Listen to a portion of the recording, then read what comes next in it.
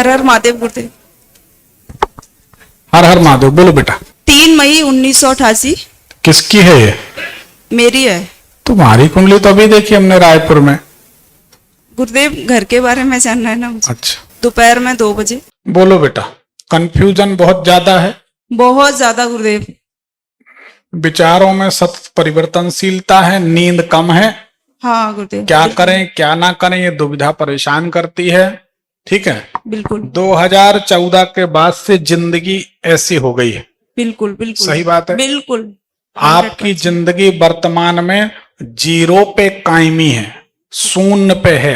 बिल्कुल गुरुदेव। कुछ समझ में नहीं आ रहा कि क्या करें क्या ना करें। 100% सही गुरुदेव। ठीक है, घर में ऐसा लगता है कि कुछ समय में पागल होना बाकी है, बाकी सब ठीक है। ऐसे ही है? बिल्कुल ऐसा ही, बल्कि पागल जैसे ही है हाँ, मतलब। बिल्कुल कुंडली सही है। हाँ बोलो बेटा क्या जानना? गुरुदेव, घर के बारे में जानना है मुझे। मेरे घर में प्रॉब्लम ही प्रॉब्लम है, मतलब आर्थिक स्थिति खराब, बहुत बुरी तरह से, पूरा कर्ज रखा है, कभी कोई मांगलिक कार्य आज तक नहीं हुआ। तुम्हारे घर के छत पे जी गुरुदेव। कांटेदार पेड़ लगे हैं या कुत्ते की तस्वीर है या छत पे कुत्ता चढ़ जाता है क्या? कुत्ते चढ़ जाते हैं छत पे। इसके कारण परेशान। हर हर महादेव। तुम अपने घर का जो है ना बेटा बंदेज करो। जी तो गुरुदेव। तुम्हारे घर पर कभी भी हाँ कुकुर नहीं जाना चाहिए, कुकुर कुत्ता। Okay okay. और तुम्हारे घर पर कभी भी कांटेदार पेड़ लगाओगी तो ये जी दो कारण तुम्हारे परिवार की बर्बादी के होंगे। ठीक दूसरी गुरुदेव। बात यह है, जी गुरुदेव। दूसरी बात यह है, किसी मंदिर में जी गुरुदेव। जल से भरा हुआ मटका दान किया है, मटका जो होता ना पात्र हाँ हाँ या टंकी जल हाँ। की, ये दान किया है?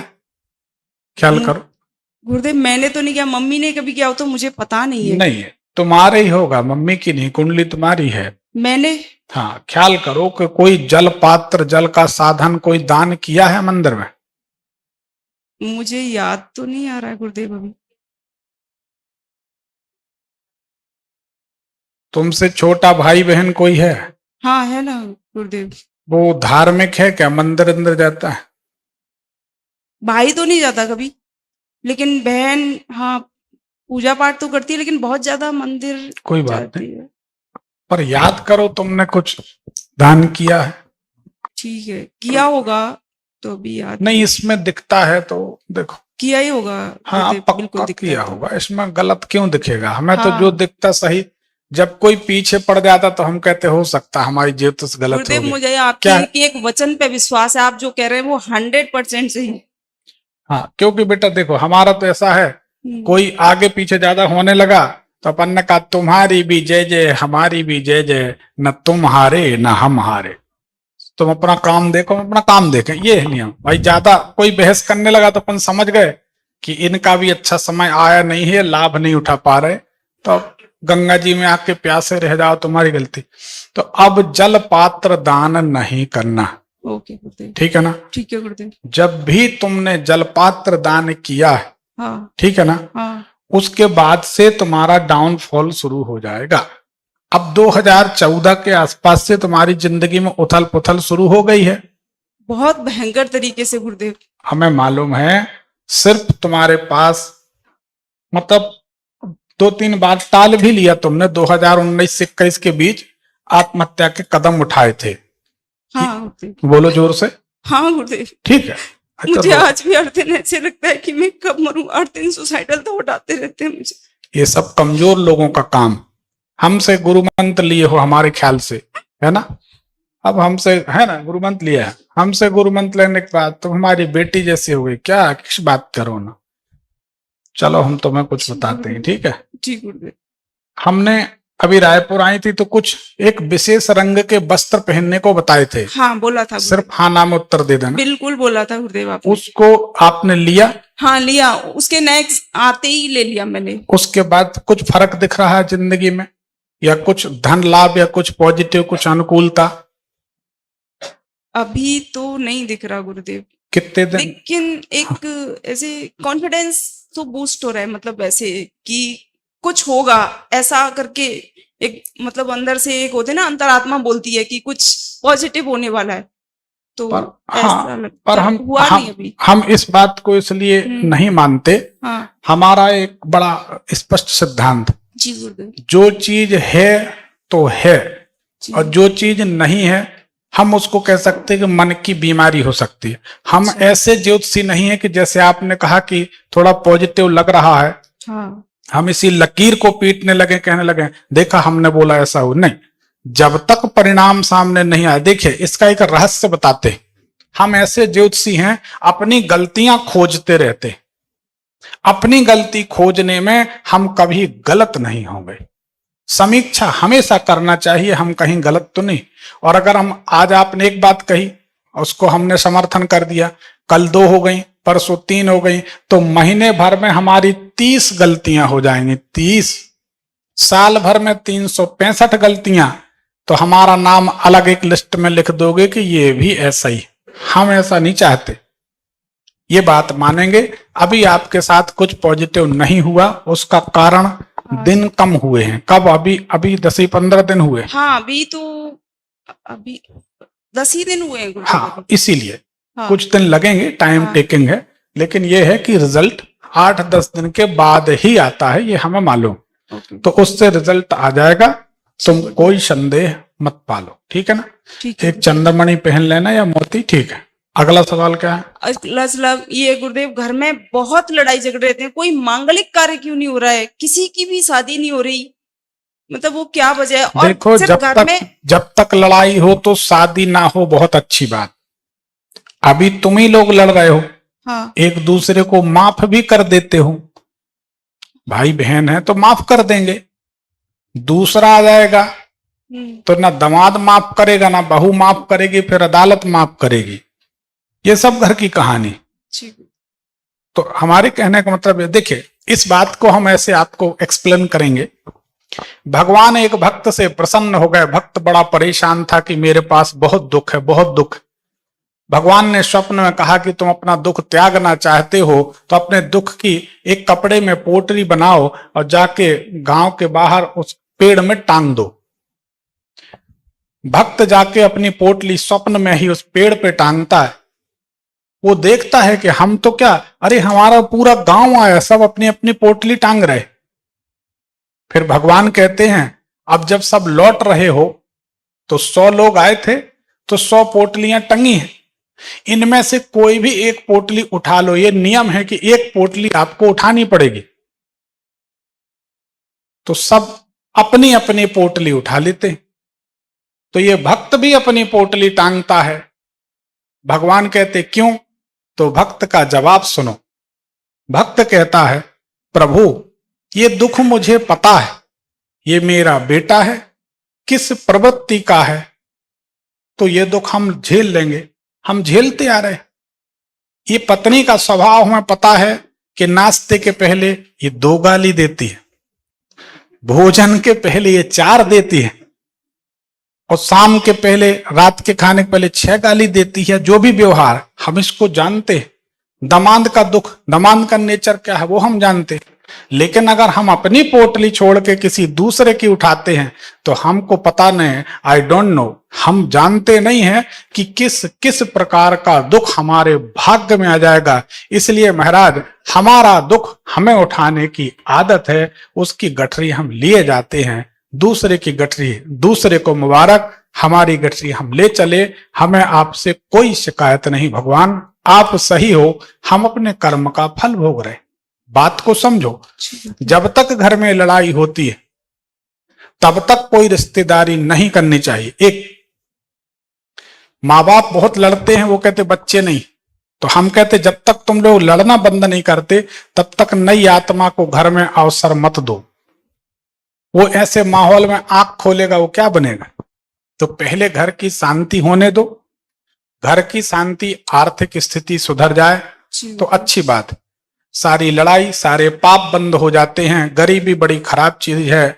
नीति में लिखा है बुभुक्षितम किम ना करोति पापम, अर्थात दरिद्री मनुष्य कौन सा पाप नहीं कर सकता।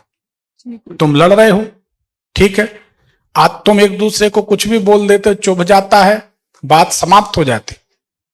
रिश्तेदार बनेंगे, लड़ाई होगी, कोई किसी की नहीं सुनेगा।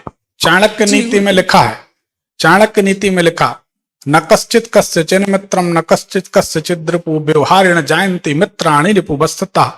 ना कोई किसी का मित्र है ना शत्रु है। चाणक्य कहते अपना व्यवहार है मित्र शत्रु बना लेता। विदुर नीति में लिखा है, रोहिते शायके विद्यम वनम परशुनाहतम वाचा दुरक्तम बीभत्सम ना संरोहति वाक्षतम। कुल्हाड़े से काटा वन अंकुरित हो जाएगा, बाणों से छिदा घाव भर जाएगा, लेकिन कटु वचन का घाव कभी भरने वाला नहीं। इसलिए किसी को कड़वा मत बोलो। और शादी होगी अभी तनाव शुरू हो जाएगा। आर्थिक तंगी बहुत मायने रखती है विवाद में। पहले आर्थिक रूप से मजबूत बनो, फिर शादी वादी करना। गुरुदेव, सिर्फ लड़ाई घर में ही नहीं, बाहर वालों से भी बहुत ज्यादा होती है। मतलब जैसे खेतों के पीछे या फिर जैसे घर के उसके पीछे, और आपस में तो सब में लड़ाई होती है। ये भी है कि कोई किसी से बात तक नहीं करना पसंद करता है, इस तरह की हालत है। शनिवार के दिन जामुन के 2-2 पत्ते हर कमरे में रख दो, लेट बात छोड़ के, एक हफ्ते में शांति हो जाएगी। दूसरी बात, जब हम घर से निकलते हैं, अगर हमारा मूड खराब होता है तो बाहर हम किसी से भी लड़ जाएंगे, इसकी संभावना बहुत ज्यादा होती है। इसलिए मनुष्य को घर में शांति रखना चाहिए। घर जो है शांति का प्रतीक, घर शांति का प्रतीक है। लेकिन घर में अगर कोई खराब व्यक्ति हो जाए या जीवन साथी खराब मिल जाए तो घर नहीं नरक हो जाता है। तो घर में शांति बनाने का प्रयत्न करो, कोशिश करो, धीरे धीरे ठीक हो जाए। ठीक जी गुरुदेव, मम्मी की भी ना तबीयत बहुत खराब रहती है, मतलब इसका भी तुम जिस दिन चंद्रमणि पहन लोगी मम्मी ठीक हो जाएंगे। अच्छा। घर के छत पे कुत्तों का आना बंद कर दो, तुम्हारी मम्मी ठीक हो जाएंगे, घर में शांति हो जाएगी। तुम करके देखो। हमें अगर कोई एक चीज देखो हम बताएं, हम बहुत बातें नहीं खोलना चाहते, हमको एक झटके में क्लिक होता है। या ये मानो जैसे टीवी में कुंडली दिख रही है ना, पता है, ऐसे हमको टीवी जैसा कुछ दिखाई दे जाता है, हम बोल देते हैं। आदमी उसको नहीं मानता, 2-4 बार बोले, नहीं माना तो हम कहते हैं कि ऐसी जगह पे चुप हो जाने में भलाई, जब हमारी कोई बात ना माने। क्या मतलब? तो नहीं, तुम्हारी बात नहीं, दूसरों की बात कर रहे। तो कोई ज्यादा डेढ़ ज्ञानी बनता तो अपन कहता कि भैया जाने दो, अभी इनका समय नहीं आया। ठीक है ना? तो तुम तो घर पे छत पे कुकुर आना बंद करो। ठीक है ना? सब ठीक हो जाएगा। ये जैसे एक प्रॉब्लम है कि ये चीज मुझे अंदर से खाई जाती है कि घर की हर प्रॉब्लम के लिए जिम्मेदार मैं हूँ। जैसे मेरी मम्मी भी, आप देख पा रहे होंगे मेरा कैसा रिलेशन है कि एक फूटी आंख देखना पसंद नहीं है। मम्मी पापा दोनों का यही है।